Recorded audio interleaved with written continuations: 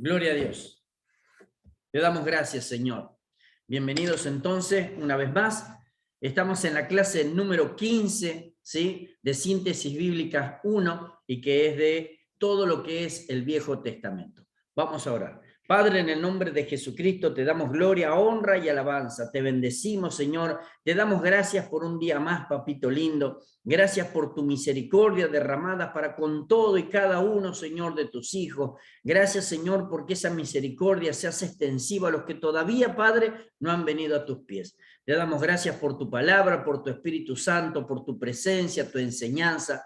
Gracias, Señor, porque tú nos cubres de muchos males durante el día que no nos damos cuenta, Señor. Y aún, Señor, tú nos defiendes y nos da las herramientas, papá, para que podamos salir airosos de todo problema. Gracias, Señor, por cada una de mis hermanas, Señor, que se han esforzado para estar en este día. Bendecimos tu palabra, Señor, bendigo su hogar, bendigo, Padre de la gloria, cada una de las cosas que hacen sus manos. Gracias, Señor, te damos por tu palabra, clamamos para que tú reprendas al devorador, para que eche fuera a Abadón, Napoleón, Señor, para que no lleguen, Padre de la gloria, a interferir, Señor, Padre celestial, con el estudio que estamos haciendo de tu palabra. Papá, vamos a ver estos primeros 3 profetas menores, Señor, para que podamos aprender el contexto básico de tu mensaje original, Señor, que es la anunciación de Jesucristo, nuestro Señor y Salvador. Te damos gracias, Señor, y comenzamos este estudio en el nombre del Padre, del Hijo y del Espíritu Santo. Amén. Vamos a buscar entonces Oseas capítulo 1, versículo 1, para poder entrar en el tono de lo que va a hablar este profeta.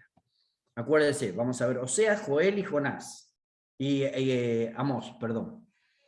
Y dice así, Oseas capítulo 1, versículo 1, en adelante. Palabra de Jehová que vino ¿a quién? A Oseas. O sea que cuando le pregunten quién escribió el libro, obviamente que Oseas, ¿sí? Siempre los profetas escribían ello. Palabra de Jehová que vino a Oseas, hijo de Berí, en día de Usías, Jotán, Acaz y Ezequías, reyes de Judá, y en día de Jeroboam, hijo de Joás, rey de Israel. El principio de la palabra de Jehová por medio de Oseas, dijo Jehová a Oseas, ve, tómate una mujer fornicaria e hijos de fornicación, porque la tierra fornica apartándose de Jehová. Fue pues y tomó a Gomer, hija de Diblaim, la cual concibió y dio a luz un hijo. Y le dijo Jehová, ponle por nombre Jezreel, porque de aquí a poco yo castigaré a la casa de Jehú por causa de la sangre de Jezreel y haré cesar el reino de la casa de Israel. Gloria a Dios. Empieza esto contando historias de cómo Dios no solamente acomoda, sino cómo Dios va a acomodar todo en un futuro inmediato, ¿sí? Y le hace saber por medio de este profeta, que ahora vamos a ver cómo era, de que Dios no se olvida ninguna de las cosas, simplemente que Él tiene el tiempo suficiente o para que se arrepientan o para que todo esté en orden, para que nadie pueda salir lastimado, simplemente llevado adelante el castigo del que se merece. Por eso al primer hijo le puso Jezreel, y Jezreel significa donde Dios siembra. Pero no sé si usted se acuerda, ¿por qué habla de la casa de Jehú y de Jezreel? ¿Por qué? Porque justamente, no sé si usted se acuerda, cuando Acab quería una partecita y era justamente en Jezreel, y que había la esposa de él que le dijo, ¿por qué está tu semblante así, rey? Porque había uno que no me quiso dar esa casa, y él lo mató. Entonces, Dios no se olvida, ¿sí?, de la sangre que derramaron justamente en el lugar donde Dios siembra. Entonces, Dios le está diciendo, yo no dejé eso así como que no pasó nada. En el lugar donde yo sembré, vino uno y mató a uno de mis hijos. Entonces yo no voy a dejar eso así. Entonces, primero, con el nombre de tu hijo y que es de alguien fornicario, le voy a hacer entender al pueblo de Israel que yo no me olvidé de la sangre que se derramó en ese lugar, en ese monte de Carmelo tan lindo. No, para poder usarlo y que Jezreel sea donde Dios siembra y donde está lo más lindo del fruto de Palestina, primero lo tengo que limpiar. Entonces, esas cosas son las que hace Dios para poder anunciar después las profecías que vendrían de mucho más lejos. ¿Se acuerdan que hablamos cuando entramos en los profetas que era la profecía telescópica, que tenía 3 tiempos generalmente? Entonces Dios empieza a hablar de ese tiempo para poder decirle, nunca me voy a olvidar de infringir el castigo al que hace mal, sea mi hijo o no sea mi hijo. ¿Sí? Una cosa es que Dios te castigue y otra cosa es que vos te dejes ser condenado por el mundo. De hecho, 1 Corintios 11:23, al finalizar la lectura de la Cena del Señor, dice que somos castigados por Dios para no ser condenados con el mundo. Entonces es preferible el castigo de Dios. David lo sabía muy bien. Cuando Dios en una parte de la Biblia tiene que hacer morir a un montón que estaban en rebeldía, le da la opción a David y le dice, ¿qué es lo que quieres, David? ¿Quiere que yo mate a pestilencia? ¿Quiere con espada? ¿O quiere que yo infrinja el castigo? Y David le dice, no, prefiero que vos infrinja el castigo porque los demás no van a tener piedad de nosotros. Y desde ahí cesó la mortandad. Es cuando uno comprende que Dios es santo y que Él debe de decirle a sus hijos que todo pecado tiene una consecuencia. Entonces Dios empieza así justamente a decirle a este profeta que al pueblo no se crea que me va a poder acusar por algunas cosas que yo dejé. No, todo va a ser limpio para poder entrar en el tiempo de su hijo. Y dice así, Oseas capítulo 11, versículo 4, dice, con cuerdas humanas los atraje con cuerdas de amor, y fui para ellos como los que alzan el yugo de sobre su cerviz, y puse delante de ellos la comida. Y a ver, escúcheme, trata con un amor tan especial, como diciéndole, yo soy el que los traje con un abrazo, ¿sí? Los traje con un abrazo, o sea, con cuerdas humanas. La cuerda humana que habla ahí es de un abrazo, es de un entendimiento, es como si la agarra de un brazo y le trae, es como si la agarra de la mano y le dice, vení. Y si Dios te agarra de la mano, no te va a dejar tropezar, no te va a dejar caer. O sea, con cuerdas humanas, ¿cómo llevaría usted un humano hasta en la cercanía suya? ¿Sí? Si está lejos, le diría dónde llega. Si está entrando en una casa y hay escalones, le diría, cuidado que cuando entras en mi casa hay 3 escalones para entrar. No lo dejaría que se caiga y se reiría. Entonces habla de eso, habla del cuidado que tuvo Dios para traerlo hacia él. Pero dice, y fui para ellos como los que alzan el yugo de sobre su cerviz. Es como que le sacan el trabajo. Fui como cuando termina el labrador de trabajar y a los bueyes les saca justamente el yugo y ya no están más juntos y pueden ir de un lado para el otro y pueden comer y se sienten libres.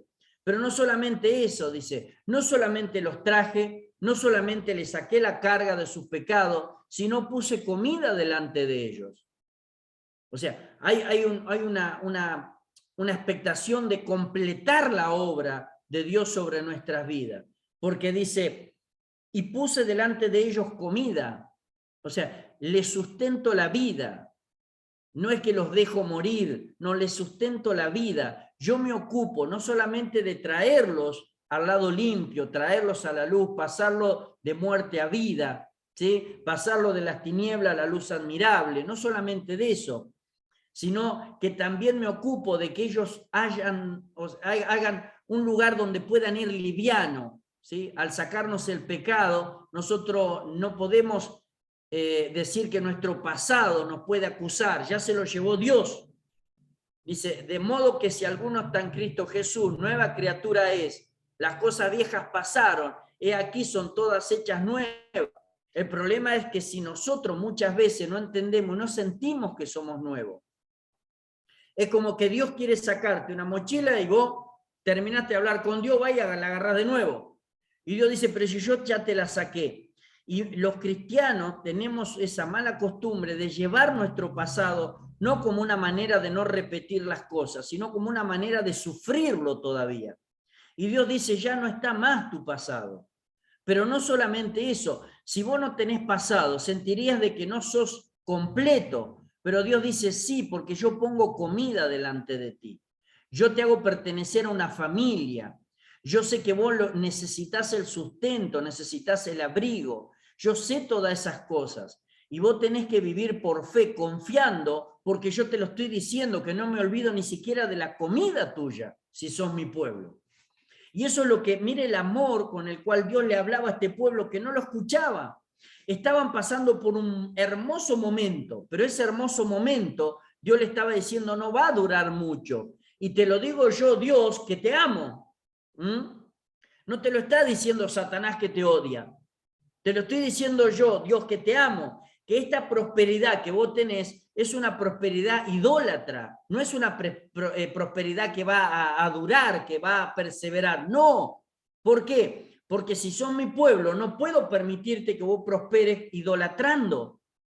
Y se lo estaba avisando, o sea, decían, no te va a durar mucho. Entonces ellos, ¿qué tendrían que haber hecho? Bueno, aunque sea juntemos para cuando no hay. No, seguían viviendo como si nada, como si no escucharan, como si los profetas vendrían de una papa, ¿no? Que no tenían nada que decirle al pueblo de Dios. Entonces, muchas veces, a ver, seguimos nosotros aferrándonos a nuestro pasado y alimentándonos de cosas que no son de parte de Dios. Y cuando vos vas delante de la presencia de Dios y le pedís a Dios que Él pueda hacer las cosas que es necesaria para que vos puedas sentir su presencia, lo primero que va a decir Dios, bueno, tengo que sacarte esto. ¿Por qué? Pero si yo te lo pedí a vos, pero no te diste cuenta de que acá no era bueno, de que acá no estuvo bien, y yo tengo que hacer esas cosas porque vos me las estás pidiendo. Pero Él sabe que necesitamos seguir y necesitamos comida. Dice, presenta a Jesucristo como sanador del descarriado. Y esto es lo que estaba mirando hoy, que cada vez que nos vamos acercando a la venida de Cristo, Dios está siendo cada vez más directo con el trato de cómo presentar a su Hijo. ¿Sí? Acá ya directamente le dice, lo presenta a Jesús como alguien que viene a sanar al descarriado, como diciéndole al pueblo, todos están descarriados, necesitan que venga mi Hijo Jesucristo. Así que cada vez se va poniendo más claro la labor de Jesús, la labor del Mesías sobre su pueblo. ¿Qué le estaba diciendo? Que era un pueblo que no tenía un lugar donde ir, que era un pueblo que a pesar de que hablaba de Dios, de Jehová, ¿sí? De Elohim, no estaba cerca de Elohim. ¿Se acuerda usted? ¿Por qué? Porque su palabra le dice, ¿qué es lo que dice su palabra con respecto a su pueblo? Este pueblo de labios me alaba, más su corazón. Entonces siempre Dios le estaba advirtiendo que necesitaba a alguien que le dé una vuelta total a su vida y que lo encare de nuevo para Dios. Se estaban alejando, no había manera. Entonces, cuando dice acá, presenta al sanador del descarriado, te tengo que volver a traer. ¿Y cómo lo tengo que hacer? Con una mano humana, con alguien que vos veas que es conocido, con alguien que conozca, con alguien que tengas confianza. No lo puedo hacer con alguien desconocido, porque si no vas a salir corriendo. Entonces, cuando dice con cuerdas humanas, es con lo que vos relacionás como alguien de que te va a decir lo que es bueno para tu vida. Y dice, no solamente eso, tenés que sacarte el bagaje de pecado que ya yo te saqué. Soy para vos como aquel que saca la carga al terminar el trabajo. Y es más, te tengo que poner comida delante de tu boca. Y eso es lo que estaba hablando a través de este profeta. Y dice, el nombre de Oseas significa salvación o liberación. Y es el nombre del varón que Dios fue, que dice el varón de Dios, que fue para el reino del norte, lo que Jeremías fue para el reino del sur. Cada uno predijo la destrucción que se aproximaba al reino en el cual ejercían su ministerio, con el mismo intenso y patético amor. Oseas proclamaba el amor maravilloso de Dios hacia un pueblo testarudo y rebelde, lo que presenta en la forma de una historia de amor demasiado profundo y firme para ser desarraigado por el mal que su pueblo le había hecho. Un amor que busca solícitamente a la misma alma que lo rechazó. Mire, qué trabajo que le dio Dios a este profeta. El trabajo de decirle, hacerle entender a mi pueblo que yo lo amo, pero hacerle entender a ese pueblo que es terco y testarudo y que no me está buscando.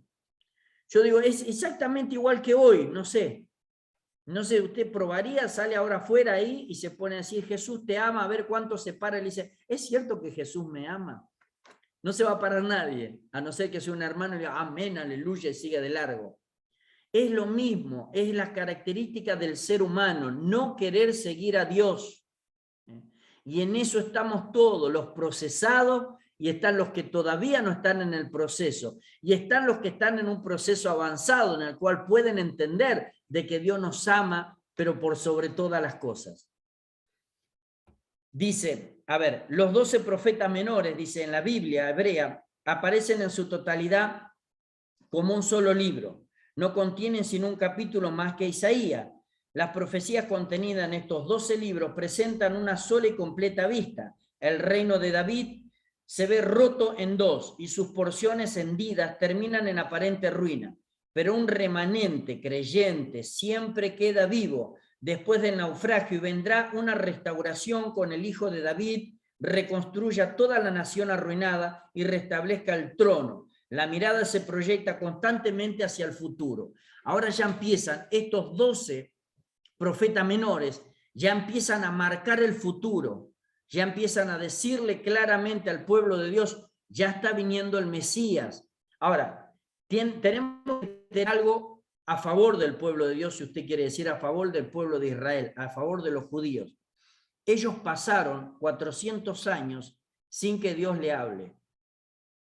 Entonces, es muy difícil poder pasar tanta cantidad de años sin que Dios te hable y puedan seguir creyendo. Nosotros nos vamos un domingo al culto y ya estamos llenos de momoños por todos lados a la semana que viene. Entonces, imagínense 400 años. ¿Cuántas generaciones? 4 generaciones, 5, 6 generaciones. ¿Cuál no le dijo nada? Le dejó la Biblia nada más. Dice, el esbozo del Mesías y su reino, suministrado por el Antiguo Testamento, que un periodo anterior a las profecías semejaba a un dibujo sin color, adquiere ahora un estado completo y cada libro profético, tanto de los profetas mayores como de los menores, añade por lo menos una pincelada o matiz al gran cuadro. Recordemos siempre en las profecías que Cristo es el centro personal de Israel y Israel como nación es el centro nacional, ¿sí? Entonces le estaba diciendo, miren de que Jesucristo es el centro de cada uno de ustedes. Israel representa lo nacional, pero si lo nacional está bien y lo personal está mal, no sirve de nada. Es al revés. Cuando lo personal está bien, lo nacional se va a hacer notar. No sé cómo anda usted con el Señor. ¿Tiene ganas de hacer conocer al Señor? ¿Cómo anda su corazón? Yo siempre digo esto, ¿burbujea el Espíritu Santo en su vida? ¿Tiene ganas, no sé, le carcome alguna parte de su cuerpo, no está quieta para poder anunciar a Cristo? ¿O estamos cómodos? ¿O ya estamos desahuciados? ¿O ya decimos, Dios no me quiere, ya no, hasta acá llegué, no tengo ganas de forzarme, no quiero ya más un rechazo más? Esas son las situaciones en las cuales nosotros tenemos que vivir. Pero acuérdese una cosa, Dios no se enoja con usted, pero tampoco espere buenos resultados si usted no empieza a volver a reavivar ese amor, ¿sí? Va a quedar así, de esa manera. Constantemente tenemos que reavivar ese amor. Por eso es lo más lindo dice, una experiencia triste, dice. A ver, hay dos etapas de este libro. La tragedia hogareña del profeta, lo que le pasó a él porque le dio una orden, ¿sí? Y la otra, el mensaje de Dios a Israel. O sea, le hace vivir al profeta con una mujer que lo engaña, con una mujer que le hace tener hijos, que a los hijos le ponen los nombres, ¿sí? Y esos nombres no son muy lindos, ¿sí? Una le dice la no amada y el otro no pueblo mío. Cuando dice lo significa no en hebreo, ¿sí? Ken significa sin. Entonces, lo ruhamá, no amada, ¿sí? Lo admí, no pueblo mío. O sea, los hijos debían llevar permanentemente el mensaje a las personas de que ya no era amado Israel y que se había cortado una relación con Dios porque ya no era pueblo mío. Pero siempre Dios en su amor le da una esperanza. En los primeros capítulos de Oseas se nos narra una triste experiencia en la vida del profeta. Es notable el lenguaje de experiencia en la vida, o sea, del relato en que se alterna continuamente lo real con lo simbólico. El dolor que Oseas por su tragedia matrimonial y el dolor de Dios por la infidelidad de su pueblo. Tanto que algunos dudan de la realidad de la experiencia de Oseas, pero una cosa es indudable, es una experiencia que encontramos en uno de los mensajes más sobresalientes del Antiguo Testamento, la historia de amor redentor de Dios para con su pueblo infiel. Dios le está diciendo, yo hoy hago sufrir a mi siervo, pero quiero que entiendan, como sufre mi siervo, estoy sufriendo yo. La pregunta sería, ¿en este momento Dios está sufriendo por nosotros? o tiene un pueblo agradecido? ¿Tenemos fuerza como para decir de que Dios puede estar agradecido con este pueblo? ¿O simplemente Dios sigue llorando por un pueblo como Él quiere? Es difícil, ¿no? Dios le ordena a Oseas casarse con una joven que, aunque posiblemente casta en su principio, muy pronto le fue infiel. Ella se llamaba Gomer, no sé si usted lo vio en su Biblia, ¿sí? El primer hijo, Jezreel. La niña se llamaba Lu Ruhamá, que significa la no amada. Y el nene que sigue, Loaní, que significa no pueblo mío.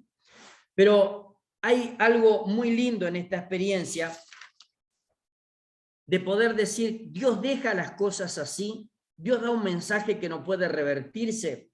Fíjense lo que dice capítulo 1, versículo 10 de Oseas. Capítulo 1, versículo 10. Ahí al lado lo tiene, ¿sí? Dice, con todo será el número de los hijos de Israel como la arena del mar, que no se puede medir ni contar. Y en el lugar en donde le fue dicho, vosotros no sois pueblo mío, les será dicho, sois hijos del Dios viviente. Y se congregarán los hijos de Judá y de Israel, y nombrarán un solo jefe, y subirán de la tierra, porque el día de Jezreel será grande. Y yo, qué val, ¿no? O sea, que poco se puede entender si no se tiene el Espíritu Santo. Al primer hijo, ¿cómo le hizo poner? Jezreel, porque había una venganza. Pero acá ya, una vez que está limpio ese problema que hubo, dice, y subirán de la tierra, porque el día de Jezreel será grande, el día donde Dios siembra será grande, el día donde Dios recoja será infinito. Por eso le dice, mire qué grande el pueblo que van a ser, porque donde Dios siembra es imposible que no salga lo que Él quiere. Pero mire si lo miramos a ver, porque esto será, ¿la profecía simplemente era para el pueblo de Él o sería para nuestros días también? Vamos a ver Primera de Pedro, capítulo 2, versículo 10. Primera de Pedro, capítulo 2, versículo 10.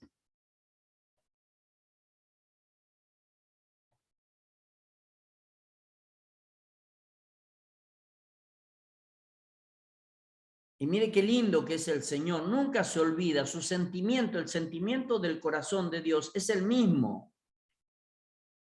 Y no es que cambia del pueblo, sino él agranda a su pueblo. Primera de Pedro, capítulo 2, versículo 10. Dice así, vosotros que en otro tiempo no eras pueblo, pero que ahora sois pueblo de Dios, que en otro tiempo no habías alcanzado misericordia, pero ahora habéis alcanzado misericordia. ¿Se da cuenta? El mensaje de Dios es el mismo. El mensaje es, no se sientan que no son pueblo cuando ustedes vienen a mí. Si vienen a mí por mi Hijo Jesucristo, son parte de mi pueblo. No importa la situación y la condición que están, son parte de mi pueblo. Vamos a ver qué dice Romanos 11, 25. Romanos 11, 25.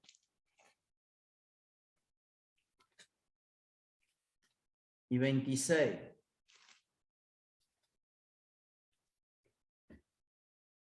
Romanos capítulo 11, versículos 25 y 26.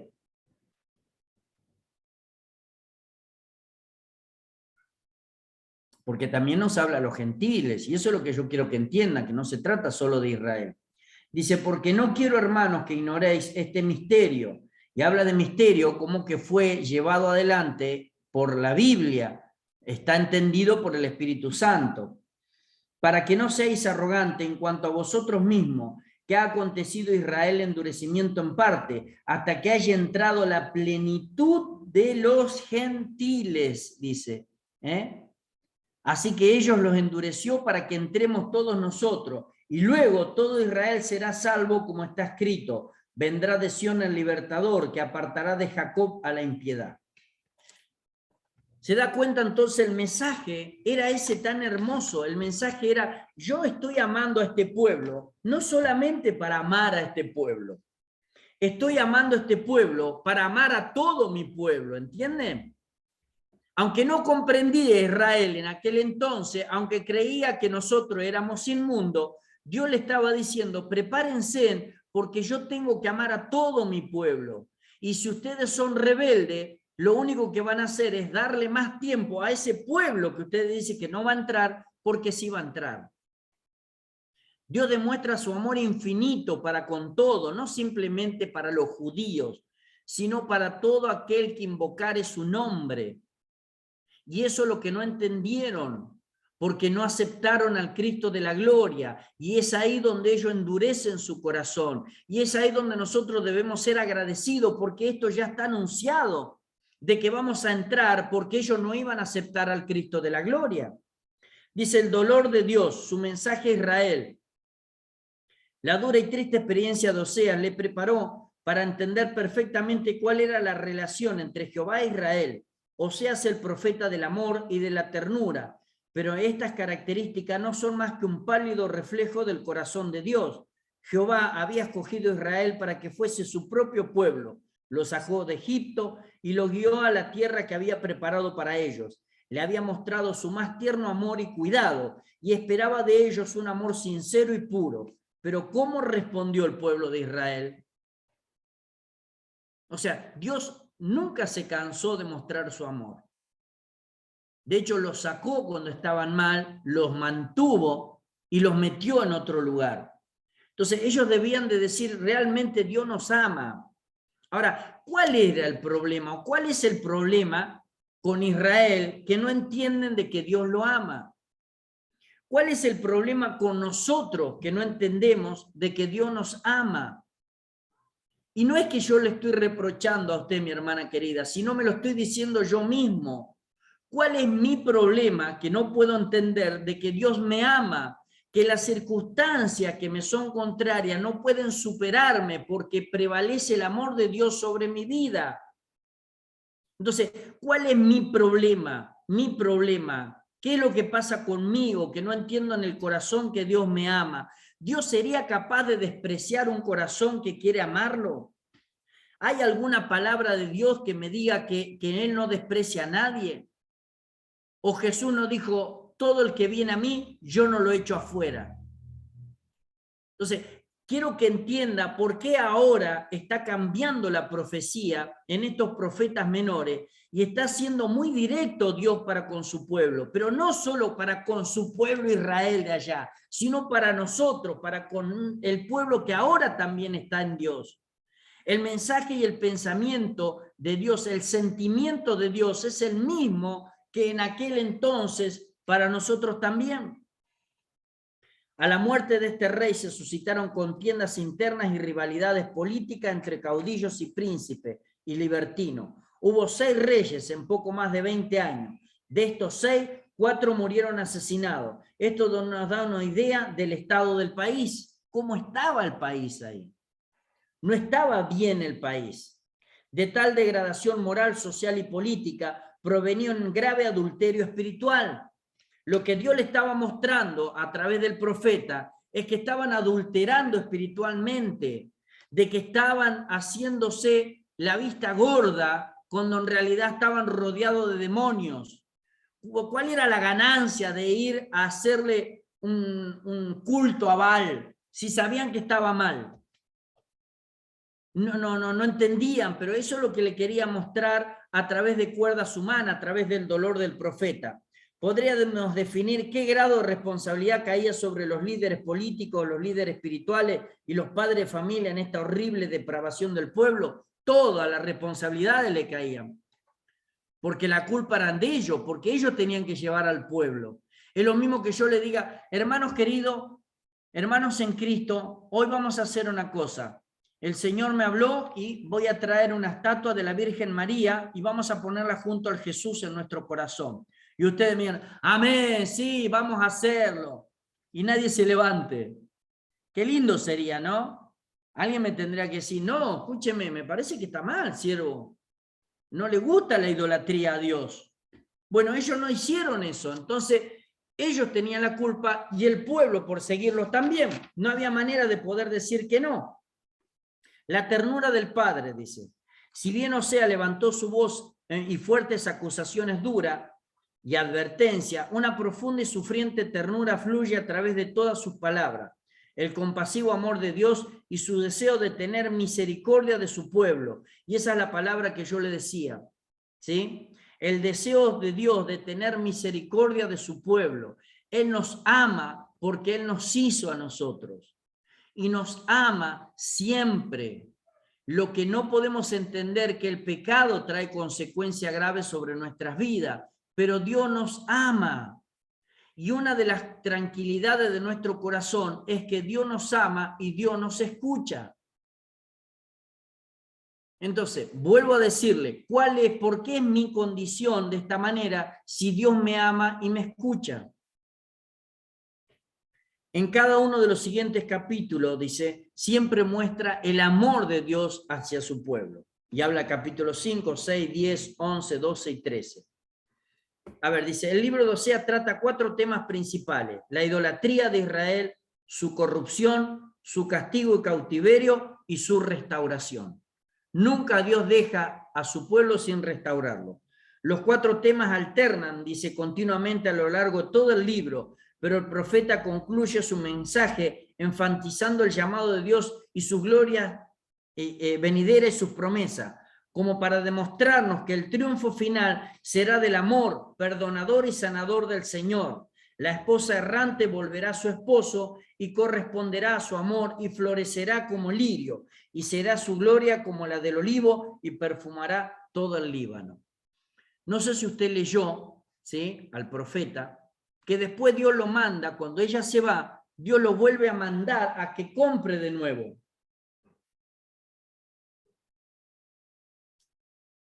Mire, capítulo 3 de Oseas. Mire lo que dice.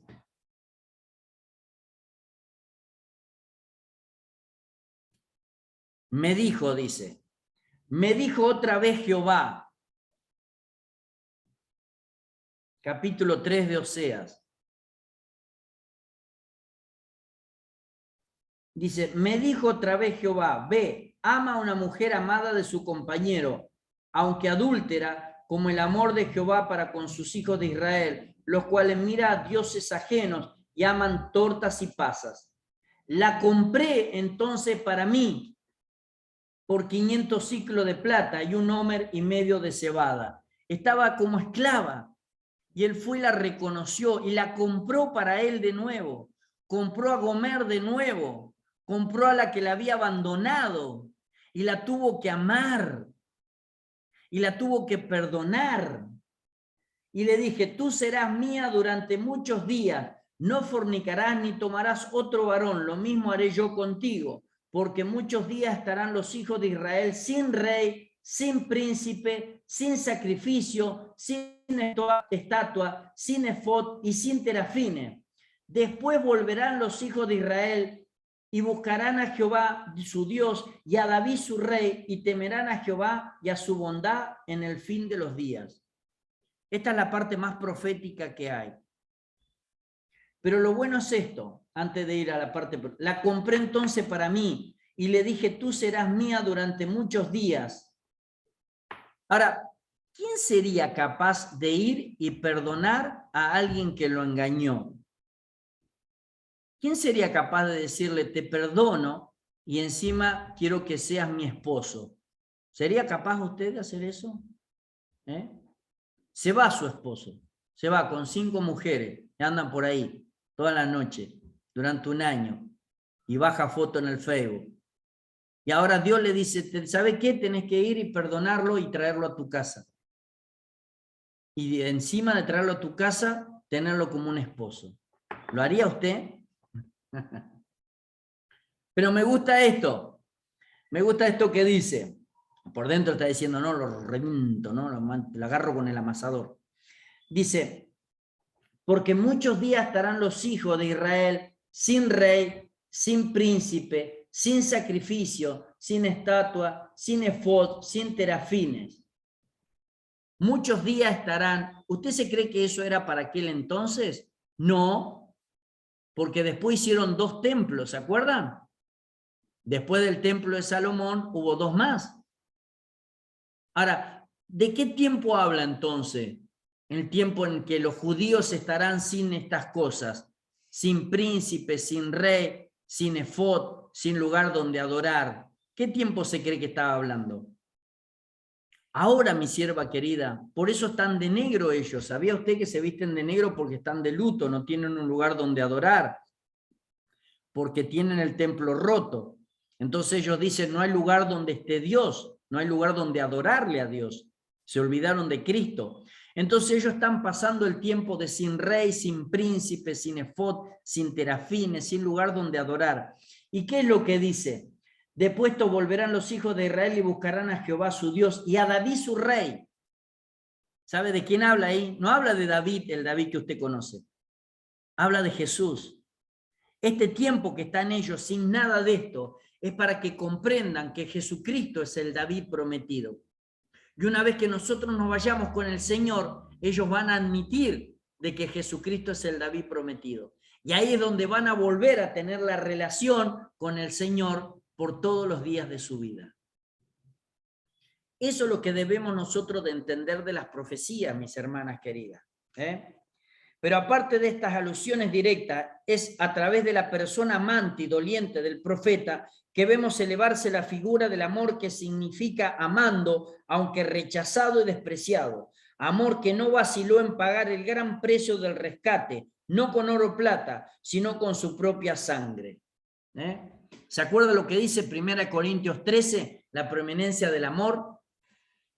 Las profecías se acabarán, las lenguas cesarán, pero el amor quedará por siempre.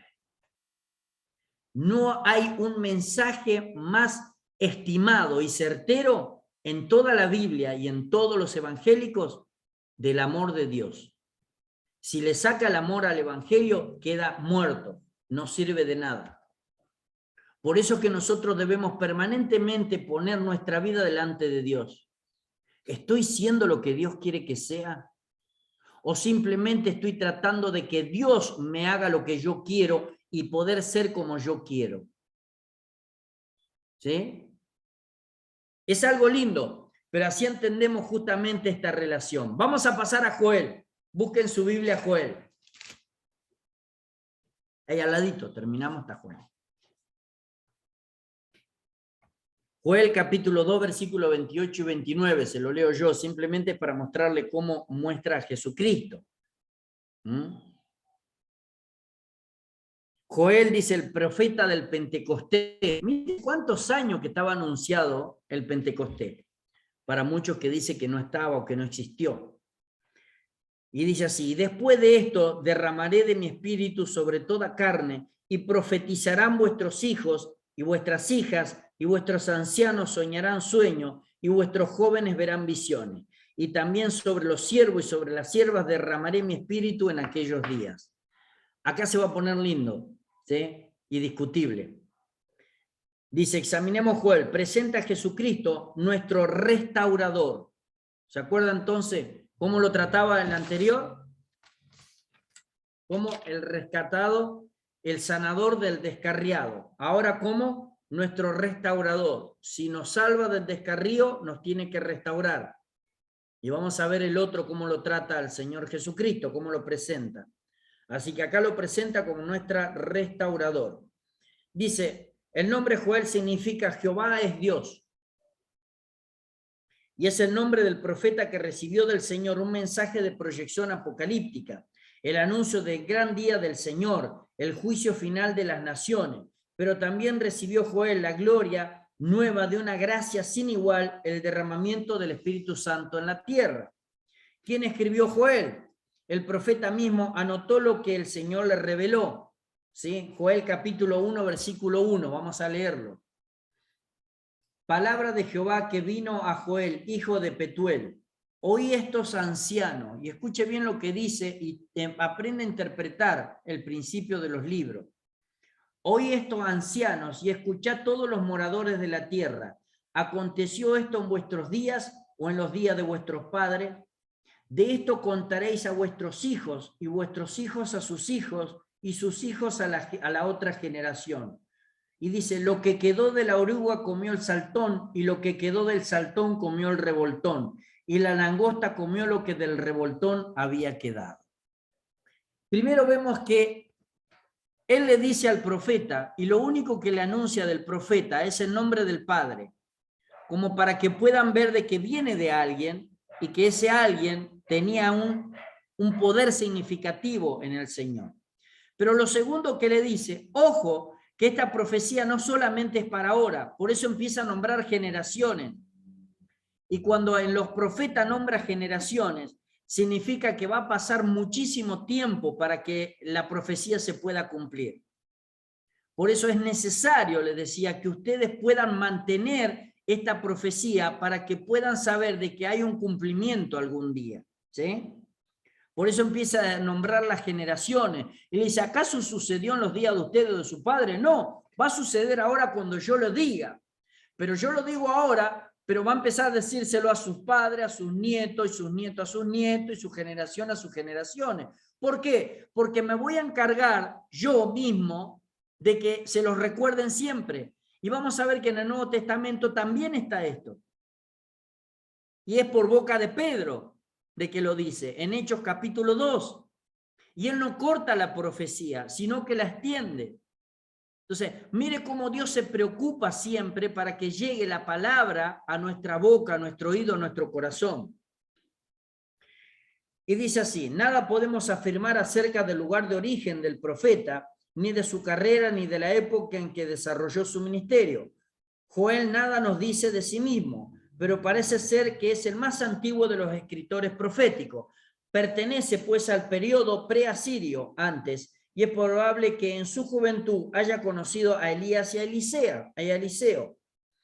Palabra clave, dice, que sintetiza el mensaje de Joel, visitación y el día de Jehová. Y vamos a ver esto, visitación y el día de Jehová.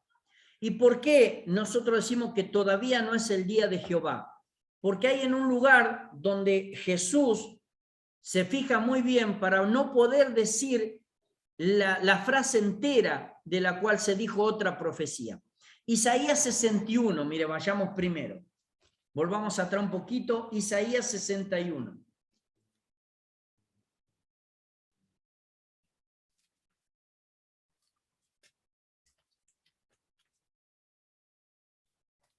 ¿Se acuerda usted de esta profecía? Isaías 61. Y el Espíritu de Jehová está sobre mí. ¿Se acuerda usted? Pero mire lo que dice el versículo 2. A proclamar el año de la buena voluntad de Jehová, que es lo que está por decir Joel, y el día de la venganza de nuestro Dios, a consolar a todos los enlutados. ¿Qué es lo que dice? Y el día de la venganza del Señor. Eso es mucho más allá que Jesucristo. ¿Por qué? Vamos a Lucas capítulo 4, versículo 18.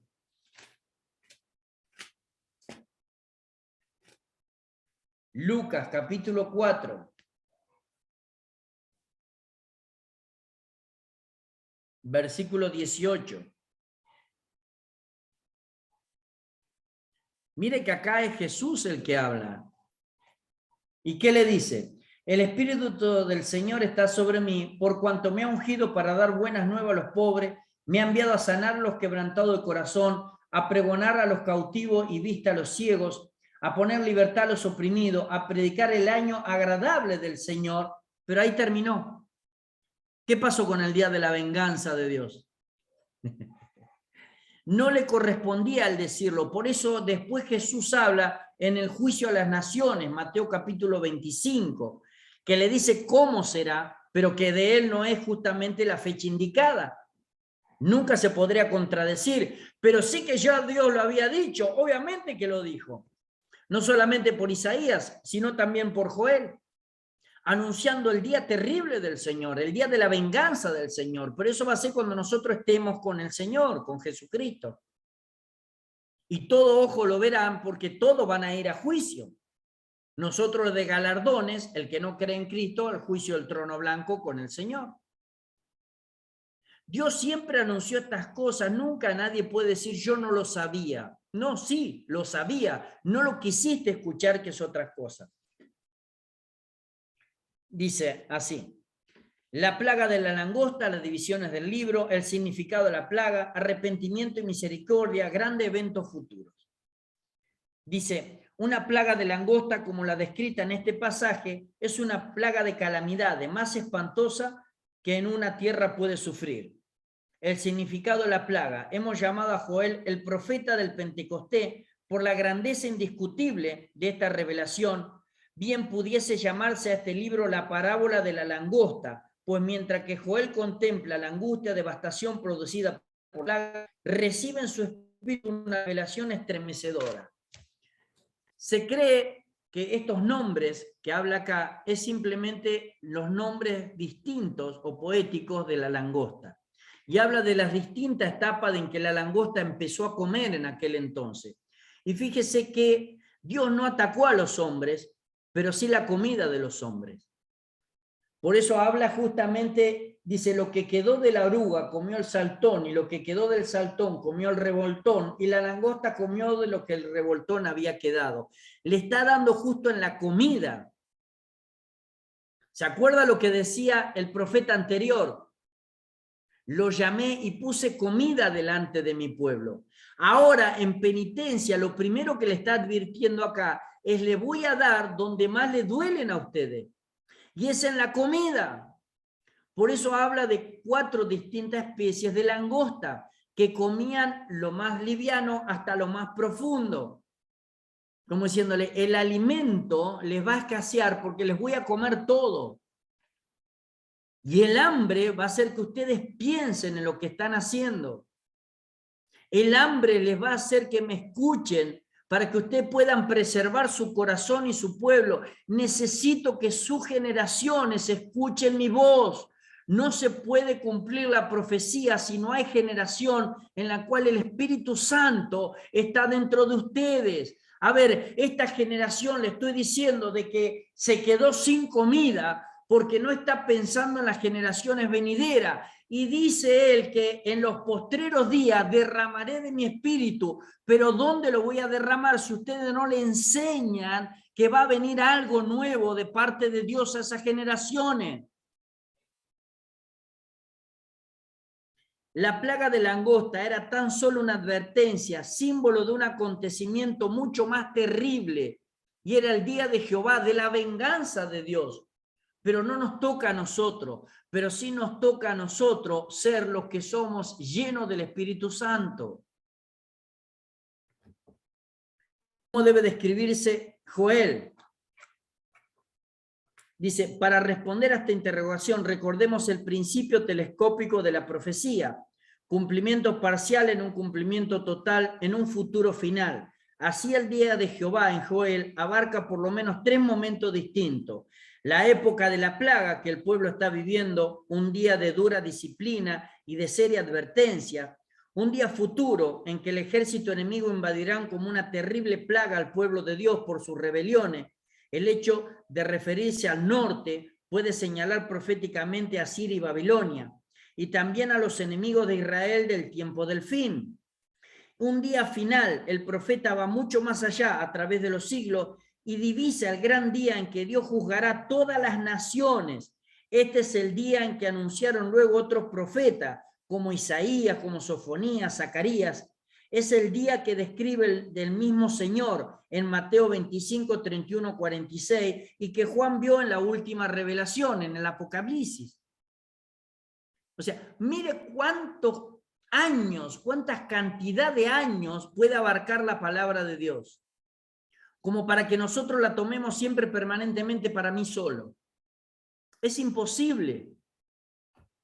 Convertíos a mí, dice. ¿A quién llama el profeta al arrepentimiento? ¿Crees que este pasaje puede aplicarse hoy al pueblo de Dios, a mi iglesia? ¿Puede aplicarse a mi congregación, a mi familia, a mi propia vida? Claro que sí. A mí me está llamando. A mí me está diciendo: convertíos a mí.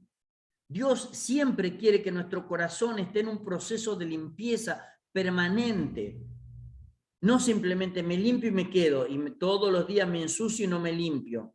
No, permanentemente tengo que estar en ese proceso de limpieza en mi corazón.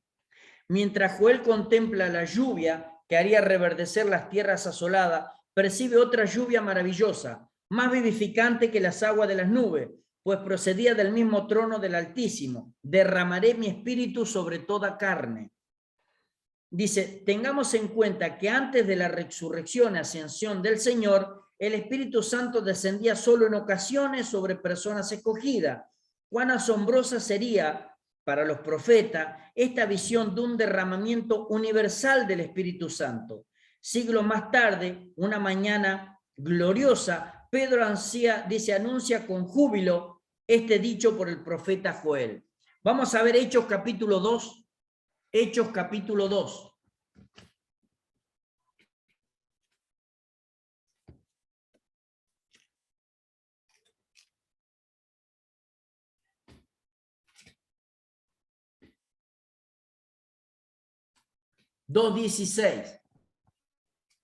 Hechos capítulo 2, versículo 16.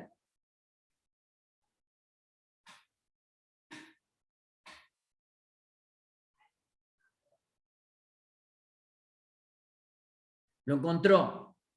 Y dice así, mas esto es lo dicho por el profeta Joel. En los postreros días, dice Dios, no dice él, dice Dios, derramaré de mi espíritu sobre toda carne, y vuestros hijos y vuestras hijas profetizarán, vuestros jóvenes verán visiones, y vuestros ancianos soñarán sueños. Y de cierto sobre mis siervos y sobre mis siervas en aquellos días derramaré de mi espíritu y profetizarán. Más abajo está los prodigios que van antes. Pero ¿qué dice? Ahora, fíjese una cosa, esto quiero que entendamos, hermanas queridas. Dios anunció a través del profeta de que iba a haber una gloria mucho más grande que la que podía haber en esos días. ¿Por qué? Porque Dios ama tanto a su pueblo que Él incluye a los gentiles como su pueblo y que en un momento dado su Hijo va a pagar por el pecado de todos y va a suceder algo que nunca había sucedido hasta ahora. Cuando Dios dijese consumado es por Jesucristo nuestro Señor, el Espíritu Santo iba a venir sobre todas las personas. Esto era algo para los judíos imposible. ¿Sí? Primero, en el pueblo de ellos no venía el Espíritu Santo, sino era un profeta o a una persona señalada específicamente por Dios. Y segundo, nunca venía el Espíritu Santo sobre alguien que no era judío. Por eso se acuerdan Pedro en Hechos capítulo 10 que se sorprende de Cornelio y los que lo estaban visitando. Por eso estos también pueden recibir el Espíritu Santo, la promesa de Dios. Pero quiero que entendamos algo. Dios le hace entender y Pedro estira la visión porque dice, y esto lo dicho por el profeta, en los postreros días, no dice, y así se ha cumplido. Vio que Jesús cuando cierra el rollo le dice, y hoy se cumplen estas palabras delante de sus ojos. Ahí se terminó, porque era Cristo. Pero Pedro no, Pedro sigue la profecía porque tiene que terminar en el día del Señor. Pero quiero que entienda algo. Dios mismo habló de cómo iba a ser el derramamiento del Espíritu Santo. Y vamos a leerlo de nuevo para que entendamos cómo es que usted puede saber que el Espíritu Santo está en su vida. ¿Alguna vez se preguntó usted? Las personas que todavía no tienen mucho entendimiento, ¿cómo dicen de que se dan cuenta de que el Espíritu Santo está en su vida? ¿Se acuerda usted? A través de que usted habla en lengua, ¿no es así? Dice, si usted habla en lengua, entonces usted fue bautizado por el Espíritu Santo. Pero acá no dice eso. Leámoslo de nuevo y vamos a ver cómo, porque dice, derramaré de mi Espíritu Santo sobre toda carne. Entonces da a entender que el que tiene el Espíritu Santo es el que tiene estas cosas que dijo Dios, no yo ni Pedro, porque dijo Dios. Léalo de nuevo. Mas esto lo dicho por el profeta. En los postreros días dice ¿quién? Dice Dios, ¿sí? No dice ni el pastor, no dice ni nadie. Dios. ¿Qué dice? Derramaré de mi espíritu sobre toda carne. Dice, vuestros hijos, vuestra hija, ¿qué harán? Profetizarán. Vuestros jóvenes, ¿qué? Verán visiones. Y vuestros ancianos soñarán sueños. Y de cierto sobre mi siervo y sobre mi sierva en aquellos días derramarán espíritu y profetizarán. O sea, ¿cómo se da cuenta que el Espíritu Santo está en su vida? Porque usted profetiza, porque usted ve visiones, porque usted tiene sueños. Ahora, usted me dirá, ¿y cómo me doy cuenta de que profetizo? En la palabra de Dios, en parte hablamos y en parte profetizamos. Cuando usted entiende la palabra de Dios, está profetizando, ¿sí? Entonces, si usted entiende la palabra de Dios, es porque el Espíritu Santo está sobre su vida. Si usted tiene visión de Dios, el Espíritu Santo está sobre su vida. Si usted profetiza, el Espíritu Santo está sobre su vida. Si usted tiene sueño con Dios, el Espíritu Santo está sobre su vida. Mire qué diferente que es esta medida a lo que pusieron los hombres, ¿no? Dice, no, si no hablan lengua, todavía no fuiste lleno del Espíritu Santo. Pero ¿qué dice Dios? ¿Dijo Dios de que el que hablaba en lengua iba a ser lleno del Espíritu Santo? No dijo Dios. Pedro dijo Dios que el que hablaba en lengua tenía el Espíritu Santo. No lo dijo. ¿Por qué los hombres dicen eso entonces? ¿Sí? ¿Por qué menosprecian lo que dice Dios? ¿Hablar en lengua es un don? Obviamente que es un don dado por Dios, pero las cosas del Espíritu Santo están claras acá. Debemos entender la palabra de Dios, y cuando entendemos la palabra de Dios, nuestra vida se enriquece para poder entender el amor de Dios. De eso se trata lo que estaban hablando estos profetas. Vamos a ver el último, Amós, el profeta de la justicia, por eso lo representa en una plomada, Amós, me encanta, es uno de los profetas que a mí me gusta mucho, porque él se enfrenta a un sacerdote. Me gusta cuando se enfrenta al sacerdote, le hace saber él de dónde era, de dónde venía, ¿no? Y le hace saber muy bien de que él no se preparó para profeta. Simplemente yo te vengo a decir lo que Dios me dijo. A Dios le dirá por el Espíritu Santo de que me digan profeta. Pero en realidad él le dice, yo no soy hijo de profeta, ni fui a una escuela de profeta, sino soy boyero y junto higo salvaje.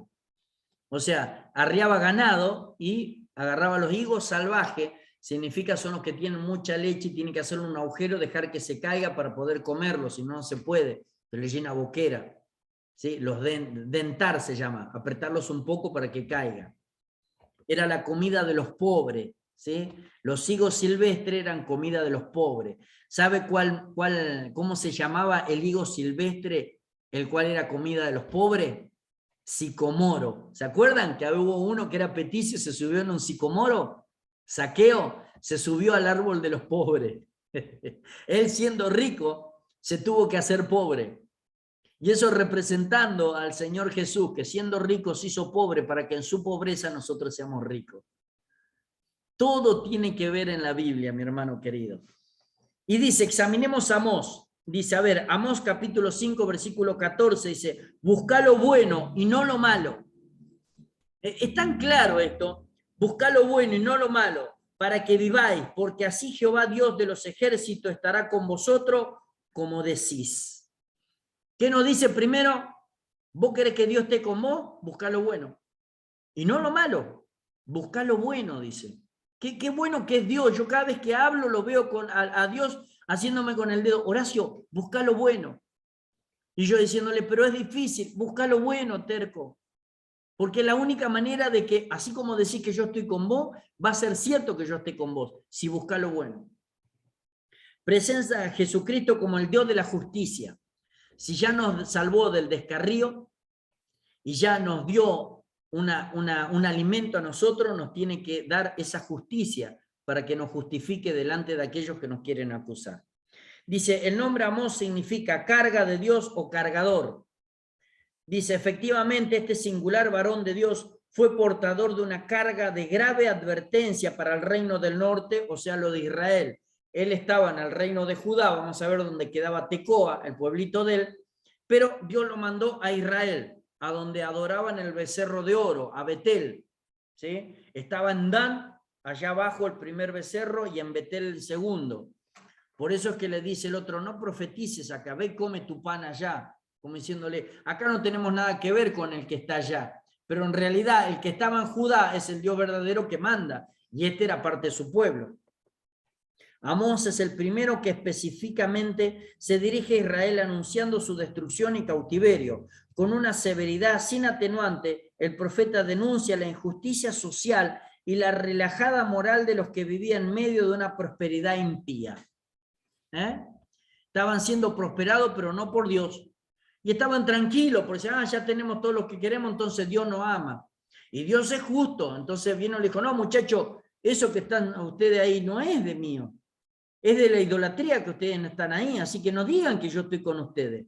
Y de hecho, le estoy avisando que por ustedes juntar eso ahora, que están tranquilos, se les está viniendo la tormenta. Se les viene a Siria y los va a llevar justamente a otros lugares donde van a tener que hacer. Y estas casas lindas que están haciendo, estos lugares cómodos, va a quedar para que los invaden. O como diciéndole, ponele bien la casa al que va a venir y va a ocupar tu lugar. Espiritualmente, muchas veces nosotros ponemos bien la casa para que otro que viene y nos invade, le demos un lugar bonito. En vez de ensuciárselo y decirle, bueno, limpialo vos si querés. No, le dejamos todo limpio para que el otro venga e invada nuestro corazón. ¿Quién escribió Amós? Como en la mayoría de los libros proféticos, es el mismo profeta quien pone por escrito lo que el Espíritu de Dios le ha revelado. El hombre y su época. La época especificada en el primer versículo del libro, en día de Usías, rey de Judá, y en día de Jeroboam, rey de Israel. Usías, llamado también Azarías, hizo lo malo ante los ojos de Jehová. Sin embargo, fue usado para levantar a Israel por un tiempo. Dice, bajo su reinado Israel vivió una época de gran prosperidad material, pero su idolatría y su corrupción eran crecientes. En el plano mundial, Asiria estaba avanzando en gran manera y con gran éxito. Ya había impuesto tributo a Israel en tiempos pasados y era una constante amenaza. Mientras tanto, en el sur, en la aldea de Tecoa, 8 kilómetros al sur de Belén, 8 kilómetros al sur de Belén, vivía un pastor de ovejas y recolector de higos silvestres. Amós, capítulo 1, versículo 1. Era un lugar estéril en el desierto de Judea, en la misma región donde 8 siglos más tarde creció Juan el Bautista. Amós, pues, vivió en el desierto, aspirando el aire puro, contemplando intensos horizontes, encontrando cada cosa un símbolo de la presencia de Dios. Su oficio de pastor lo preparó para ser el pueblo de Dios, y estando así ocupado en su sencillo negocio, recibió el llamado de Dios para ir al reino del norte a entregar su mensaje. Su centro de operación fue Betel, donde estaba el becerro de oro, y a la sombra misma del corrompido palacio real levantó su voz con la misma energía y valor con lo que había salvado de la boca al león a sus ovejas en Tecoa. Mire dónde lo manda Dios. Ahora hay algo lindo. Capítulo 7, versículo 14. Vamos a leer.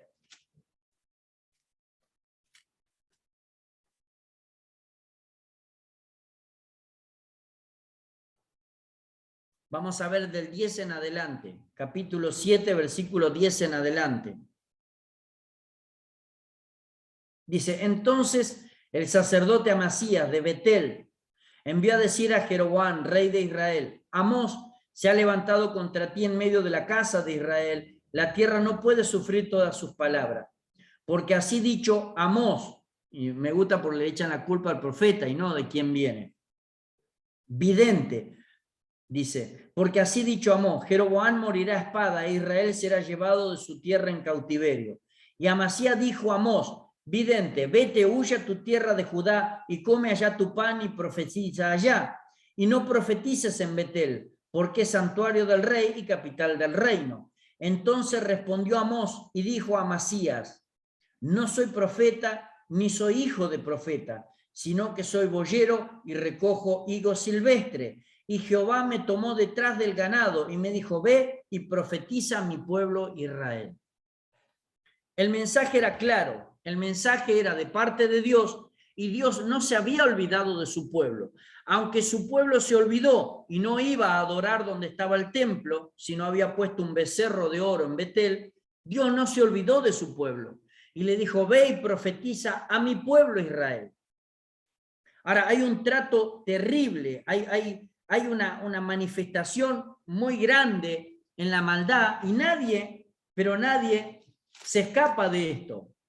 Y me gusta, ahora vamos a ver capítulo 7, vamos a ver cómo trata a las mujeres. Pero ¿por qué las trata así? Porque parecería de que está enojado él con las mujeres, no es así. Espere que lo encuentro. Ahí está, capítulo 4. Fíjese cómo trata, porque muchas veces en aquel entonces siempre se le echaba la culpa al hombre, ¿sí? Siempre era el hombre el portador de todo lo bueno, lo malo de la casa. Y parecería un insulto lo que le dice, pero en realidad no lo está insultando, sino que lo está halagando, ¿sí? Dice, ¿cómo le puede decir un halago cuando le dice así? Oíd estas palabras, vacas de Basán, que estáis en el monte de Samaria, que oprimís a los pobres y que levantáis a los menesterosos. Vuestros señores, traed y beberemos. ¿Sabe por qué le decía así a las mujeres? Vuelvo a decirle, no la estaba ofendiendo, sino la estaba halagando en el principio, después le está diciendo la maldad, porque las vacas de Basán eran las vacas más hermosas que había en toda Palestina. Y lo que llamaba la atención de la vaca de Basán era su pelaje. Era tan brilloso que se podía ver de a kilómetros las majadas de vaca. ¿Y por qué? Porque el pasto era tan grande, era tan verde, que estaban bien alimentadas. Entonces decirle vaca de Basán significaba que estaban bien brillosas, que eran bien alimentadas, que eran señoras que realmente sobresalían del común denominador de las mujeres. Pero les advierte, les ustedes vaca de Basán, no están así porque hacen lo bueno, sino están así porque hacen lo malo, porque le quitan al pobre, porque le sacan al menesteroso, porque dicen cosas que no deben hacer y aún apoyan a sus señores, porque le dicen traed y beberemos juntos. Y cuando dice eso de lo malo, es el vino de la corrupción, es el cáliz del mal. Comparten lo malo. No es que ustedes rechazan lo malo que sus esposos están haciendo. No, ustedes lo comparten. Por eso le dice, sus señores le dicen traed y tomemos juntos. O sea, compartamos lo que están haciendo. Mire qué fuerte lo que le viene a decir, ¿no? Y cómo este profeta, que era un pastor y que vivía en el campo, no le importó venir a la ciudad y al lugar donde estaba el rey. Y no dice acá, pero a las mujeres que le habrá dicho, eran las que estaban cerca del rey. O sea, no era a cualquier mujer, era una mujer que podría haber levantado la mano y decir, ¿por qué no me sacan a este y lo matan? Sin embargo, él sabía quién lo había mandado ahí.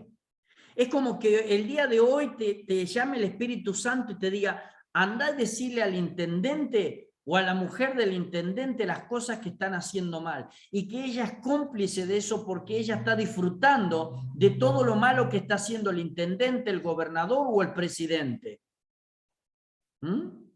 ¿Qué tal? Si a mí me lo dice, yo no iría. ¿Usted iría? ¿Qué tal? Dice, los claros ojos del campesino, dice.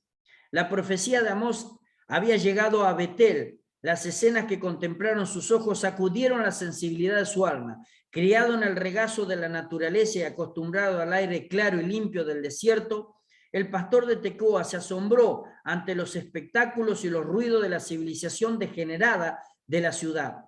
Con un ojo penetrante y una percepción aguda, Amós abarcó toda la situación. La idolatría y su hermana gemela, la inmoralidad, controlaban la sociedad de Betel. El lujo y el libertinaje eran la orden del día. Por todas partes vio Amós injusticia y opresión de los pobres, iniquidad y borrachera. Observó también a la gente llevando sus ofrendas y sacrificio para el becerro de oro. Sintió en su alma la fuerza irresistible del mensaje de Dios, como un fuego abrasador, y preparándose en la prominencia de algún edificio, desde donde fuera fácil verle y escucharle, clamó súbitamente con toda su fuerza: Jehová bramará desde Sión y dará su voz desde Jerusalén. Era el mismo clamor que había proferido Joel posiblemente unos años antes. Cientos de ojos asombrados se volvieron para verlo. ¿Quién era este fanático, este extraño rústico del desierto, salvaje con su grito de guerra? Gloria a Dios. No me lo puedo imaginar en una metrópolis donde todos son perfumados, donde las sedas eran una constante, donde los colores púrpuras sobresalían, donde todos veían y miraban así de lo alto en lo que iban a comprar, que viniese alguien rústico, alguien del campo, con una alpargata, con una bombacha de gaucho, y le dijera: todos están pecando contra Dios. Me imagino las caras que se den vuelta y diciendo: ¿y este a quién puede juzgar? Y nosotros todavía esperamos que un gran apóstol, en un gran atrio de una gran iglesia, con grandes luces y grandes músicas, nos digan palabra de parte de Dios. Y menospreciamos al varón de Dios, que ganándose el pan con su sudor y sus manos callosas, pero un corazón entregado a Dios, viene y te dice algo que Dios le dijo sobre tu vida. Así está el pueblo de Dios el día de hoy. Así estamos nosotros el día de hoy, buscando que alguien lindo, agradable a nuestros ojos, nos diga algo agradable a nuestro oído, y despreciando a aquel que realmente fue tratado por el Señor para decirnos las cosas de frente. 3 profetas que le dijeron al pueblo de Dios: ojo que está cerca el Mesías, ojo que está cerca el que redime, no vaya a ser que venga y ustedes no lo encuentren. Vamos a orar. Padre, en el nombre de Jesucristo te damos gloria, honra y alabanza. Te bendecimos, Señor. Te damos gracias por la enseñanza, papá. Gracias, Señor, porque nuestro corazón debe estar atento a la presencia del Espíritu Santo. Gracias, Señor, porque nuestros ojos se abren a tu palabra y podemos entender el gran amor que tú nos tienes, Señor, y que todos los días nos das, Señor, de ese amor. Gracias, Señor, por mis hermanas. Bendigo, Señor, sus vidas, su ministerio. Bendigo su hogar, su entrada, su salida. Bendigo sus seres queridos, Señor. Papito lindo, clamo tu bendición, Señor, Padre de la gloria, sobre las vidas de mis hermanos. Te doy gracias, Señor. Bendecimos tu palabra y la enseñanza en el nombre del Padre, del Hijo y del Espíritu Santo. Amén. Mis hermanas queridas, las espero la semana que viene. Y en estos días le estoy pasando las hojitas para el examen, para que ya lo puedan ir haciendo, que es muy sencillo, ¿sí? Entonces las saludo con la paz del Señor y hasta la semana que viene.